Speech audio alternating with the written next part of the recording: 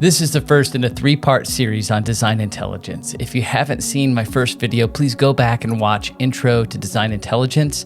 I'll put the link in the description below. Today, I want to focus on project intelligence. For our discussion, we're going to define project intelligence as a centralized context around which product decisions are made, which in turn align everyone to shared outcomes. That's a mouthful, so let's dive in. Think back 1 year ago, May 2020. About this time, we started to realize that life as we knew it was changing in more permanent ways. More and more teams were transitioning to fully remote work and even closing offices in many cases. This change has brought about many wonderful new benefits as well as new challenges for teams. But before we blame all our problems on being remote, let's be honest that even before we were fully remote, the story we were collectively telling on our shared outcomes wasn't often stored in a single place. Now, 1 year into this massive transition, and many teams are still struggling. Conversations are strewn all over the place. They're in Slack, Zoom, Confluence, Asana, Sketch, Figma, just to name a few. With documentation and context scattered in so many places, if we're counting on breadcrumbs to lead us home, we're in some serious trouble. I want you to picture the first time you saw a basic prototype.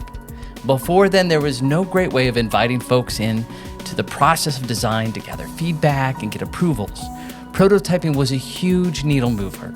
A picture is worth 1,000 words, right? Except today, those 1,000 words exist in a million different places. Let me tell you an old story. A group of blind men heard that there's a strange animal called an elephant that had been brought into town, but none of them were aware of its shape or form. Out of curiosity, they said, we must inspect it and know it by touch. So they sought it out, and when they found it, they felt all around it. The first person whose hand landed on the trunk said, this being is thick like a snake. For another whose hand reached its ear, it seemed like a kind of fan. Another whose hand was upon the leg said, the elephant is a pillar like a tree trunk. The last who felt its tail described it as a rope. Context lets you see that the trunk is for grasping and eating. Ears are for hearing and help cool the animal. Legs support movement, and the tail aids in communication with other elephants. If we only focus on the tasks to which we've been assigned, we risk missing the bigger picture. In fact, I think the more detailed our work, the greater the risk of losing our context.